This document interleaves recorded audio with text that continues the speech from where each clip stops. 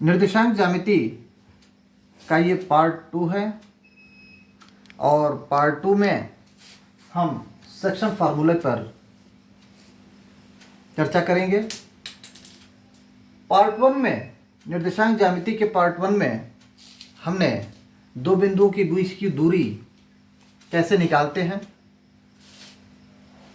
निर्देशांक ज्यामिति के चारों कोऑर्डिनेट जो होते हैं उनमें x और y का first coordinate, second coordinate, third coordinate और फोर्थ कोऑर्डिनेट में किस तरीके से चिन्हों को रखा जाता है, कहाँ पॉजिटिव होता है, कहाँ निगेटिव होता है, इस पर हमने चर्चा किया। और यह जो पोर्शन है यह 2024 के बोर्ड एग्ज़ाम में श्योर है। अगर आप इसको ध्यान से समझ लिए तो 6 नंबर आपका पक्का है। छोटे क्वेश्चन से बड़े क्वेश्चन इस पर निश्चित आने वाले हैं। एक बार इसको ध्यान से देखिएगा, सेक्शन फार्मूला क्या है। इसके लिए सबसे पहले हम यहाँ x एक्सिस और y एक्सिस बनाते हैं। ये ओरिजिन पॉइंट है।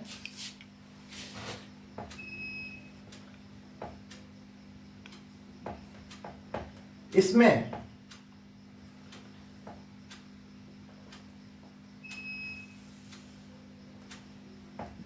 A और B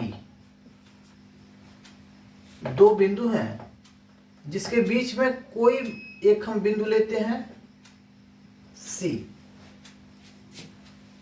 ये बिंदु C जो है AB को दो भाग में विभक्त कर रहा है।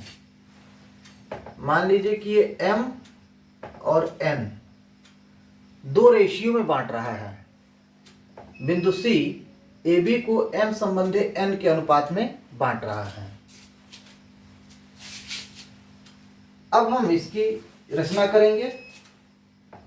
बिंदु E जो है A, ये दूरी हमारी मान लीजिए है x1।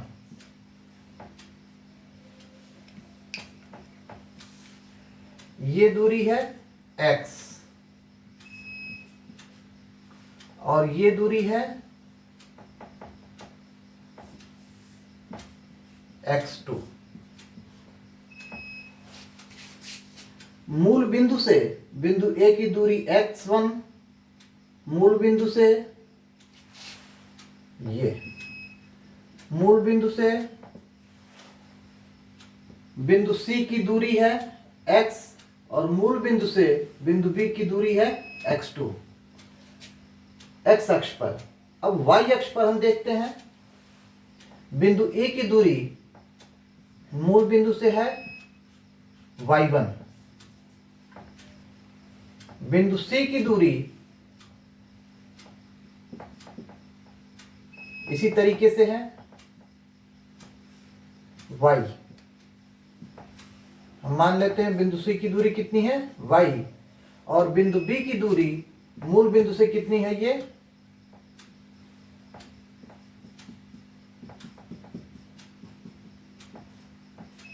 y2।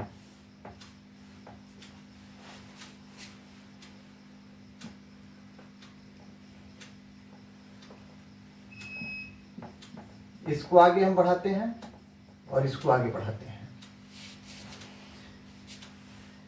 यहां एक ट्रायंगल बनता है जिसको हम कैपिटल M और इसको कैपिटल N ले लीजिए। इसको P, इसको Q और इसको R। यहां PQ और AM दोनों दूरियां आपस में बराबर हैं और QR जो है वो MN के बराबर है। तो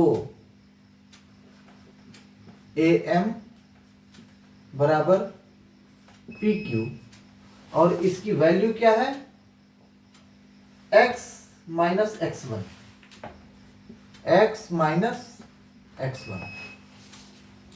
ठीक वैसे ही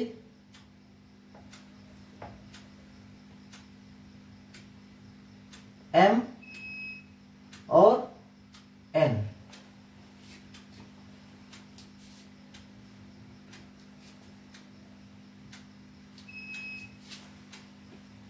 QR जो है वो mn के बराबर है। QR is equal to mn और इसकी दूरी है x2 माइनस x।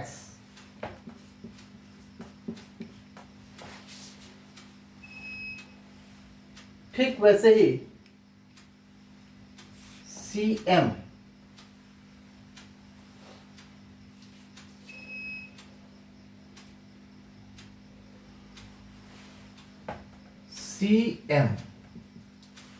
CM की वैल्यू क्या होगी? तो CQ minus MQ, CQ minus MQ। तो CQ हो गया आपका Y और MQ हो गया Y1, यानी कि Y माइनस Y1। और BN इसकी वैल्यू है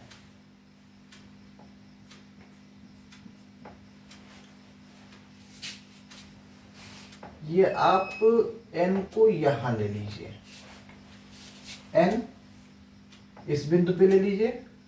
तो Bn जो है वह y2 माइनस y हो जाएगा। Bn is equal to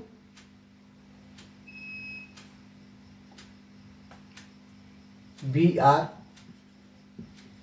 minus Cm। तो Br की वैल्यू हो गई y2 और Cm की CQ, ये CQ। तो CQ की वैल्यू हो गई y।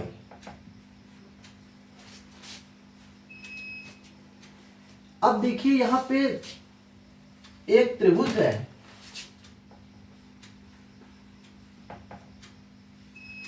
त्रिभुज AMC और दूसरा त्रिभुज है त्रिभुज CN और B। ये दोनों समरूप त्रिभुज हैं। समरूप यानी सिमिलर ट्रायंगल है, सिमिलर ट्रायंगल है। तो सिमिलर ट्रायंगल होने के नाते इनकी थ्योरी क्या कहती है? ये B है,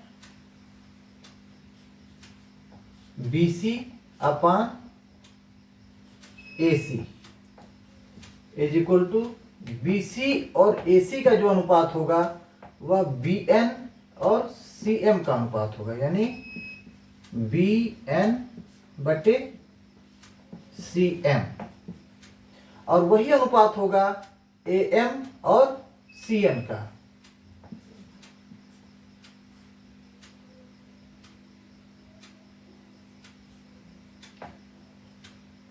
CN बटे AM। ऊपर हम इस त्रिभुज की भुजाओं को रखे हैं BC, BN और CN, BC, BN और CN। नीचे AC, CM और AM, AC, CM और AM। अब AM, BN, MN इसकी वैल्यू हम निकालेंगे। MN जो MN नहीं बल्कि ये CN है, ये CN है। हम यहां से वैल्यू इसमें पुटअप करेंगे। तो BC की वैल्यू है N, AC की वैल्यू है M, यानी N संबंध है M बराबर AM, यानी BN। BN की वैल्यू होगी y2 minus y upon CM, y minus y1। C N की वैल्यू क्या हो गई, x2 माइनस एक्स, और ए एम की वैल्यू क्या हो गई,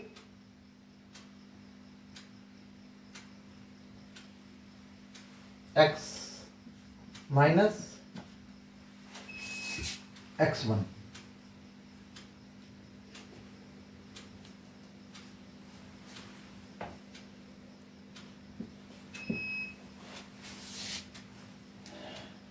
अब ये हमको एक अनुपात मिल गया,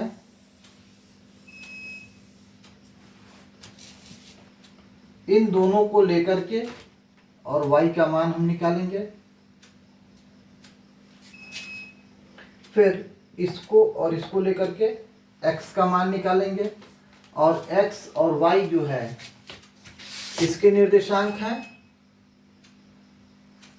x2 y2, इसका निर्देशांक है x और y, और इसका निर्देशांक है x1 y1। तो अब हम x1 y1 xy और x2 y2 इसमें मान निकालते हैं। n upon m is equal to y2 minus y upon y minus y1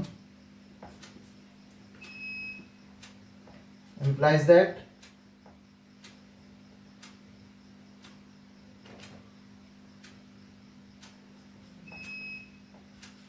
n y minus y1 is equal to m into y2 minus y, n y minus n y1 is equal to m y2 minus m y।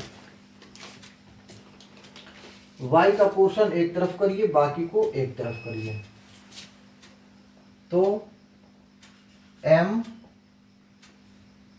y plus N Y is equal to क्या हो जाएगा, m y2 plus n y1। इसमें से y common ले लीजिए,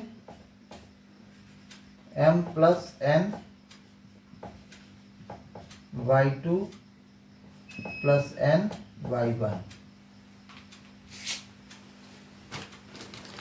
अब y का निर्देशांक हो जाएगा m y2 plus n y1 अपान m प्लस n। ये आपका फार्मूला हो गया। y का निर्देशांक यहां से निकल गया, और सेम इसी प्रोसीजर पे हम निकालते हैं x। x की वैल्यू के लिए n upon m is equal to x2 minus x upon x minus x1। पक्षांतर कर दीजिए, transfer, n into x minus x1 is equal to m into x2 minus x। गुणा कर लीजिए, n x minus n x1 is equal to m x2 minus mx। अब आप x वाले portion को एक तरफ कर दीजिए और x1 x2 को एक तरफ कर दीजिए। mx plus nx is equal to mx2 plus nx1। x common ले लीजिए, m plus n is equal to mx2 plus nx1। x is equal to M X two plus N X one upon M plus N.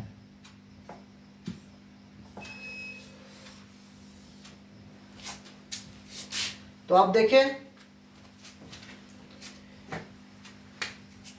यहां पर x की value निकली और यहां पर y की वैल्यू निकल गई। तो अगर x1 y1 और x2 y2 दो बिंदुओं वाली कोई रेखा हो जिसको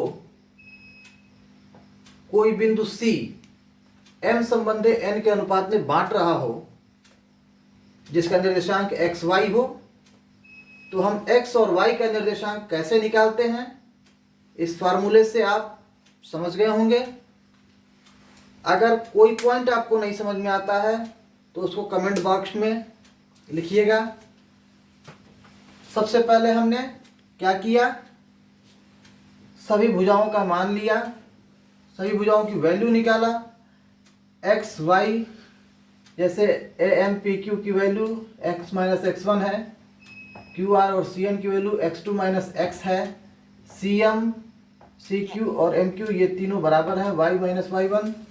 ठीक वैसे बी एन जो है वो B R minus C Q के बराबर है, यानी y2 माइनस y।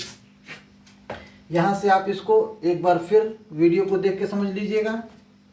सारी वैल्यू निकलने के बाद से ये जो दोनों त्रिभुज बन रहे हैं ए एम सी और C N B, A M C और सी एन बी, यानी ये जो दो त्रिभुज आपके बन रहे हैं, एक ये और दूसरा ये दोनों त्रिभुज समकोण त्रिभुज हैं।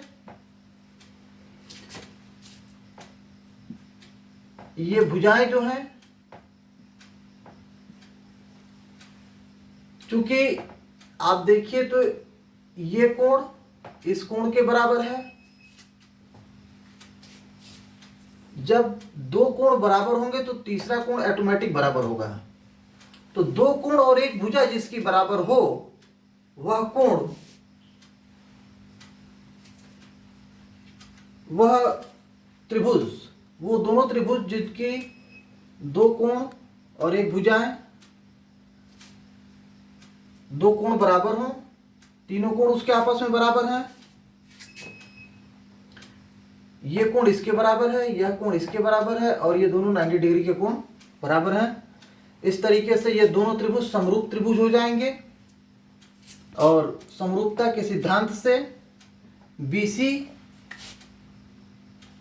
बटे AC बराबर BN बटे CM और बराबर CN बटे AM।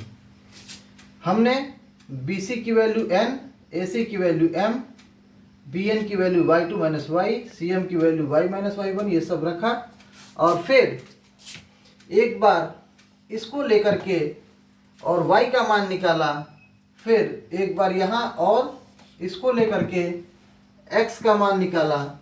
यही x और y के निर्देशांक निकालने के लिए प्रश्न में आता है। और यदि आप इस फिगर को, इस थ्योरी को, इस फार्मूले को समझ गए हैं तो आप निश्चित इसके क्वेश्चन कर लेंगे। आगे की वीडियो में जो आपके डाउट्स होंगे वो हमें कमेंट बॉक्स में दीजिएगा। जो क्वेश्चन आपके डाउट में होंगे वो कमेंट बॉक्स में दीजिएगा और हम उसको सॉल्व करके आपको फिर वीडियो के माध्यम से दिखाएंगे। जो भी डाउट होगी हमें अवश्य बताइएगा।